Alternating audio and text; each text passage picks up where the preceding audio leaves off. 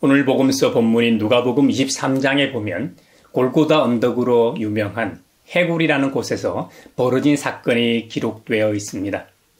교회에서 부활절 전 사순절이나 고난주간에 많이 부르는 찬양의 가사에 자주 등장하는 바로 그 언덕이죠. 예수님께서 십자가를 지고 오르신 바로 그곳입니다. 로마의 채찍으로 때리는 태형을 맞으셨기 때문에 이미 피부가 베이고 살점이 떨어져 나가 피를 많이 흘리고 계신 상황이었습니다. 그러니 어떻게 그 무거운 십자가를 지고 골고다 언덕을 등산하듯이 오를 수 있겠습니까? 오르다 몇 번을 넘어졌는지도 모릅니다. 그래서 십자가형을 집행하는 당국에서는 예수님 대신 십자가를 지고 오를 사람이 필요했습니다. 때마침 유월절 이 대명절을 지키러 예루살렘에 올라온 구레네 사람 시몬으로 하여금 대신 예수님의 십자가를 지고 올라가게 했던 것이죠. 예수님은 결국 해골이라는 곳에서 십자가에 달리셨습니다.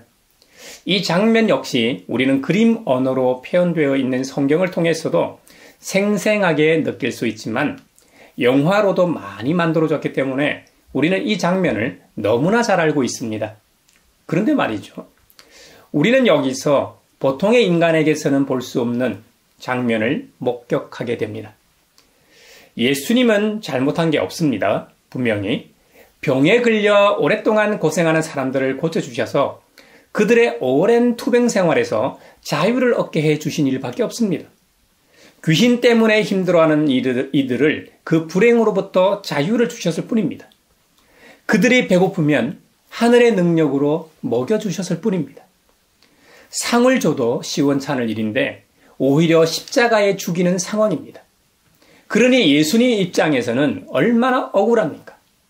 자신을 항변할 만도 한데 예수님은 그러지 않으시고 죽어가는 마당에 도리어 그들을 용서하십니다. 34절입니다. 그때 예수께서 말씀하셨다. 아버지, 저 사람들을 용서하여 주십시오. 저 사람들은 자기네가 무슨 일을 하는지를 알지 못합니다. 그들은 제비를 뽑아서 예수의 옷을 나누어 가졌다. 하늘 아버지를 향하여 자신들을 위해 용서를 구하신 기도 소리를 들었는지 못 들었는지 알 수 없지만 그들은 비웃기만 했습니다. 이 자가 남을 구원하였으니 정말 그가 택하심을 받은 분이라면 자기나 구원하라지 하고 오히려 조롱했습니다. 당국의 지시를 받는 병정들도 예수님을 조롱했습니다. 마치 지난해 12.3 내란이 있었을 때 경찰과 군인들이 했던 행동과 크게 다르지 않습니다. 물론 그 중에는 국민들을 향해 총구를 겨누어서는 안 된다고 생각하는 군인들도 있었지만 맹목적으로 따르는 일들도 참 많았습니다. 특히 경찰들은 전형적인 공무원 모습을 보여주었습니다. 12.3 계엄에 대해 계엄 해제를 위해 국민으로부터 권한을 부여받은 국회의원으로서 국회에 입장하는 그조차 막아서는 모습을 온 국민이 보지 않았습니까? 공무원은 국민을 섬기는 자리임을 망각하고 이렇게 말하곤 합니다. 국가를 위해 봉사한다고 말입니다. 국가를 위해. 국가는 국민입니다. 국민 없이는 국가가 존재하지 않기 때문이죠. 국가의 3요소, 영토, 국민, 주권 중에서도 가장 중요한 것이 국민입니다.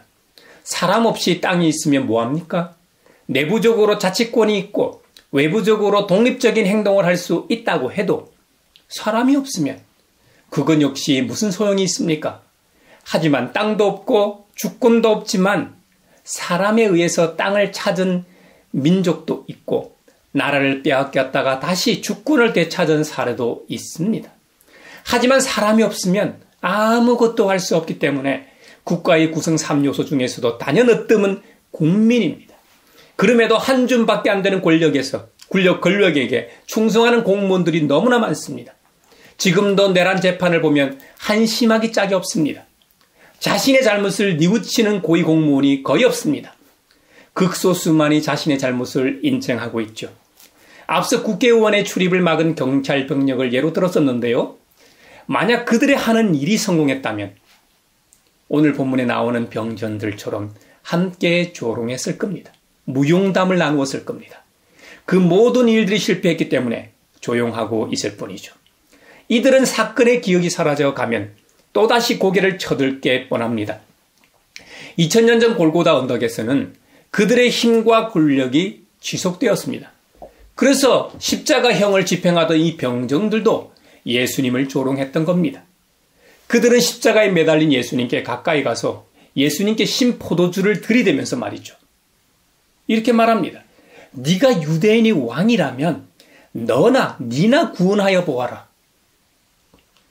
사실 이거 얼마나 모욕적이고 치욕적인 행위입니까? 죽어가는 사람에게 끝까지 모욕을 주고 있습니다.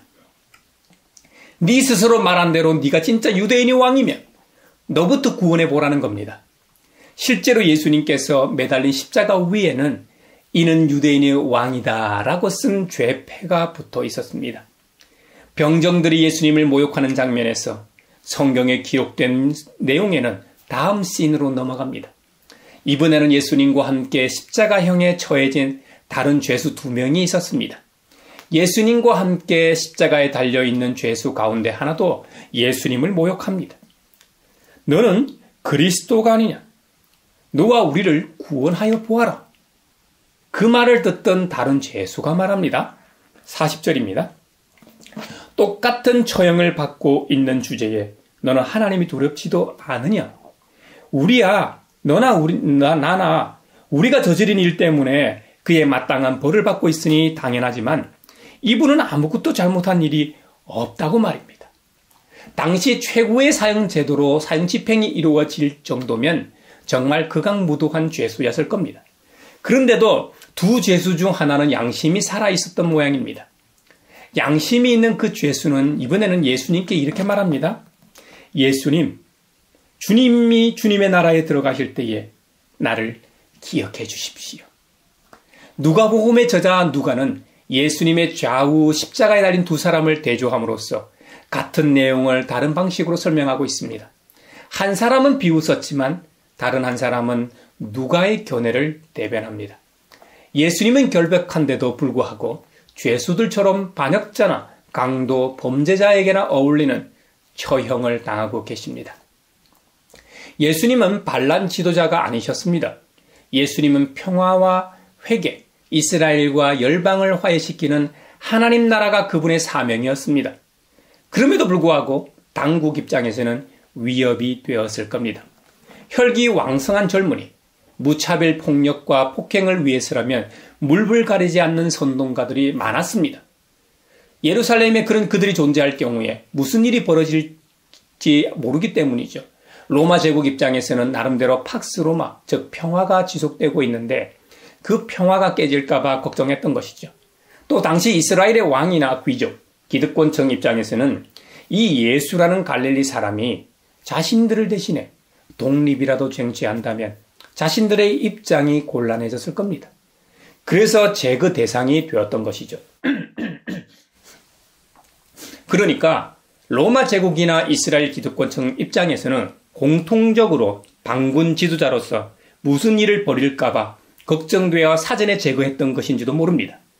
그런데도 흥미로운 점은 예수님 자신도 자신이 강도요 아니면 혁명가로 처형당하고 있다는 사실을 너무나 잘 알고 계신다는 겁니다. 마치 예수님께서 예루살렘과 그 주민들에게 선언했던 화가 지금 자기에게 실현되고 있습니다. 한 사람이 많은 사람의 죄를 담당하고 있습니다. 자신을 고문하던 자들에게 저주를 퍼부으며 죽어간 전통적인 순교자들과 다른 모습을 보이십니다. 예수님은 오히려 그들을 용서해달라고 기도하십니다. 마치 지금 죽는 것이 아니라 왕위에 즉위하는 것처럼 축주의 날에 너그럽게 용서하십니다. 구하는 이에게 영예와 행복의 처소를 약속하십니다. 예수님과 함께 이 십자가에 처해진 죄수 중 그래도 양심이 있던 죄수에게 예수님께서 답하십니다. 내가 진정으로 내게 말한다. 너는 오늘 나와 함께 낙원에 있을 것이다. 인류 역사상 가장 수지 맞는 사람이 바로 이 죄수입니다. 그는 구체적으로 어떤 삶을 살았는지 알 수 없지만 마지막에 그는 최고의 장면으로 약속을 받습니다.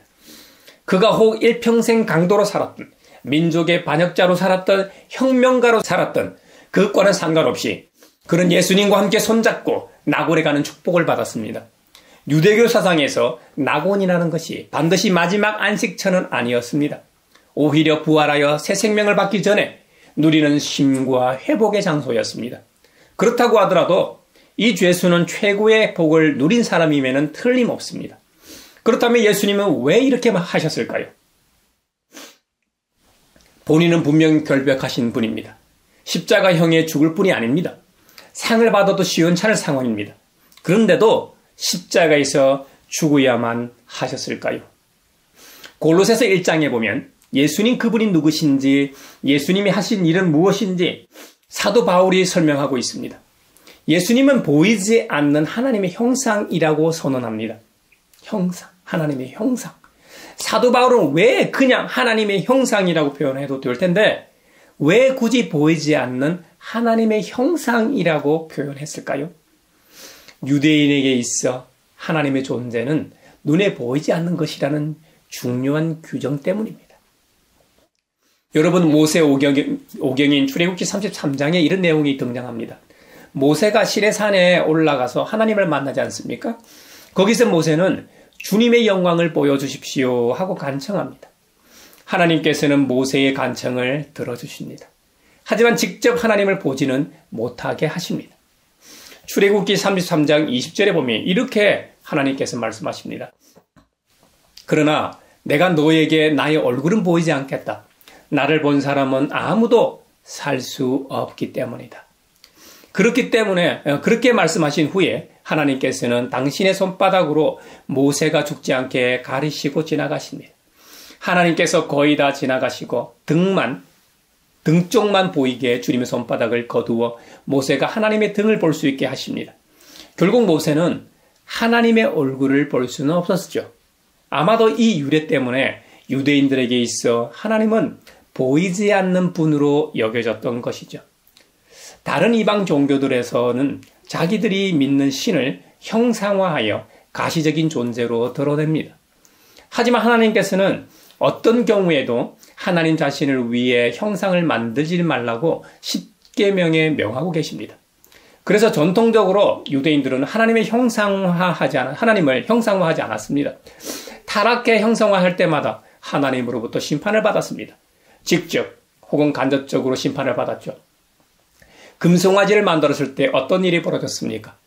레위 자손이 백성 중에 3,000명을 죽이는 일이 벌어졌습니다. 출애굽 후에 이스라엘 백성들이 먹을 것이 없어 하나님을 불신하고 원망했을 때 무슨 일이 벌어졌나요? 민수기 11장에 의하면 다베라라는 지역에서 불평하는 자들에게 하나님께서 직접 불을 내리셨습니다. 이에 백성들이 두려워 모세에게 부르짖자 하나님께서 진노의 불을 거두어 주셨죠. 또 이방의 손을 빌려 아시리아나 바벨로니아나 페르시아 제국의 손을 빌려 심판하시기도 했습니다. 그만큼 하나님의 존재는 유대인들에게 있어 중요한 것이었습니다.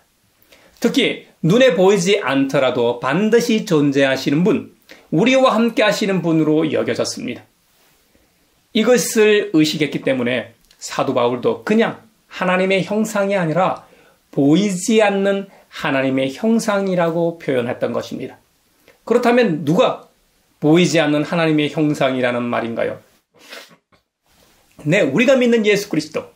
그분이 바로 보이지 않는 하나님의 형상이라는 것입니다. 아멘. 그 말은 예수님이 창조주 하나님이시라는 말입니다. 그러니 만물보다 먼저 계신 분이겠죠. 이 우주 만물 중에 가장 으뜸되신 분이 바로 예수님이시라는 겁니다. 그런데 여기서 흥미로운 표현이 있습니다. 그분은 교회의 머리라는, 교회의 몸의 머리 표현이 있습니다. 이 말은 예수님은 교회의 머리이시다. 교회는 그분의 몸이다로 번역할 수 있죠. 이 표현은 사도 바울이 즐겨 사용하던 바로 그 표현입니다. 바울은 은사를 설명할 때나 지체를 설명할 때 주로 이렇게 말하곤 했습니다. 로마서 12장에 보면 말이죠. 4절 이하입니다. 한 몸에 많은 지체가 있으나 그 지체들이 다 같은 일을 하는 것이 아닙니다. 이와 같이 우리도 여럿이지만 그리스도 안에서 한 몸을 이루고 있으며 각 사람은 서로 지체입니다. 하나님께서 우리에게 주신 은혜를 따라 우리는 저마다 다른 신령한 선물을 가지고 있습니다. 가령 그에게 예언이 있으면 믿음의 정도에 맞게 예언할 것이요 등등 이렇게 설명하고 있죠.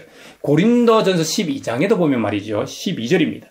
몸은 하나이지만 많은 지체가 있고 몸의 지체는 많지만 그들이 모두 한 몸이듯이 그리스도도 그러하십니다.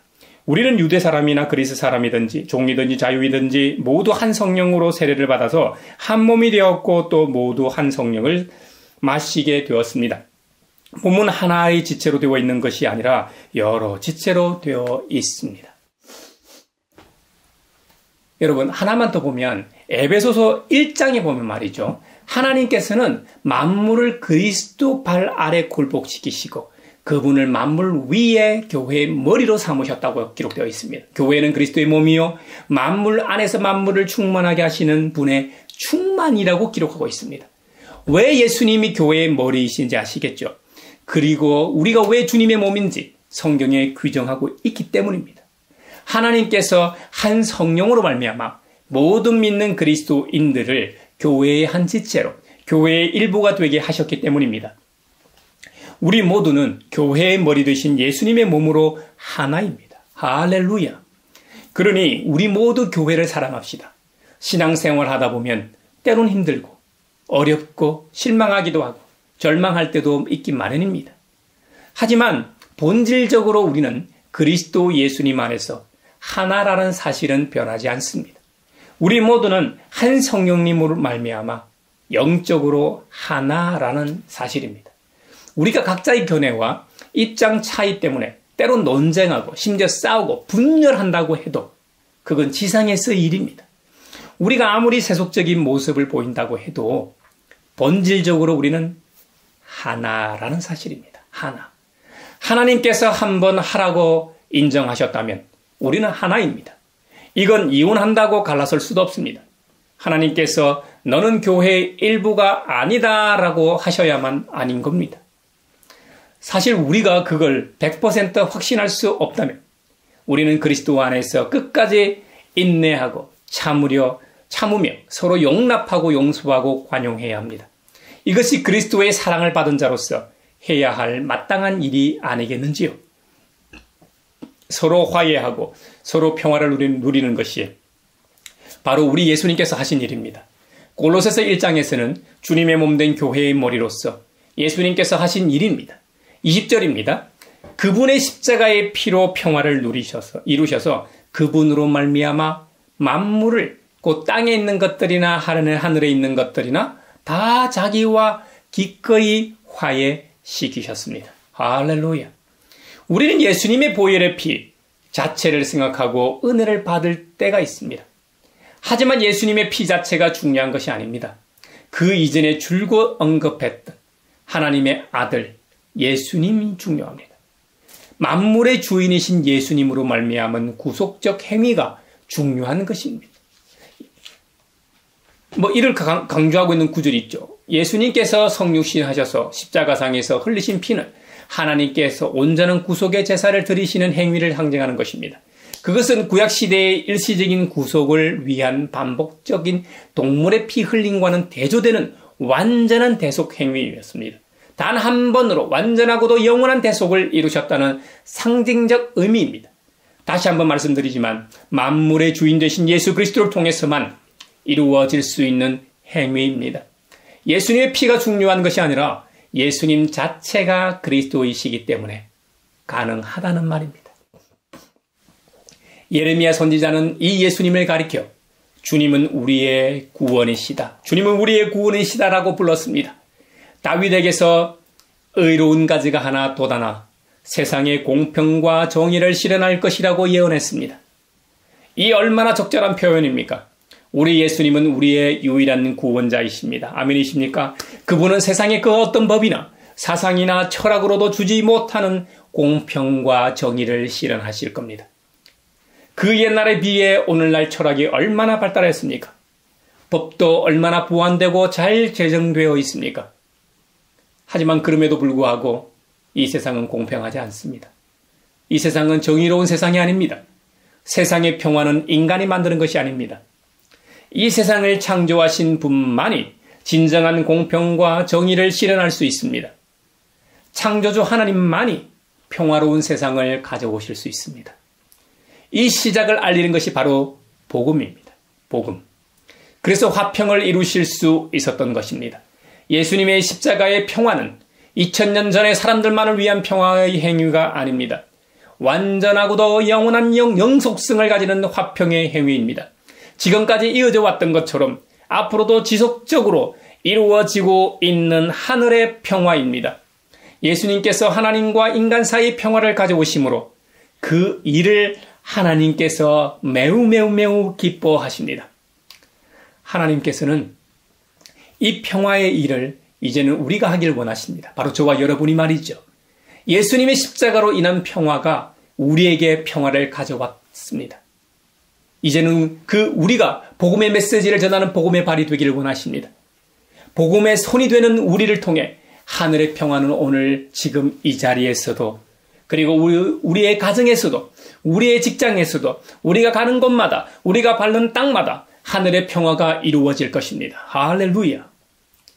그래서 복음서 본문인 누가복음 23장에서 예수님과 함께 십자가상에서 사형을 당하던 죄수 하나는 하늘의 평화를 누리지 못했지만 다른 죄수는 하늘의 평화를 누리게 되었던 것입니다. 예수님의 십자가의 피가 발생하기도 전이었습니다. 이 사건만 봐도 예수님의 피가 중요한 것이 아니라 만물의 주인이신 예수님 자체가 중요한 것임을 알게 되는 대목입니다.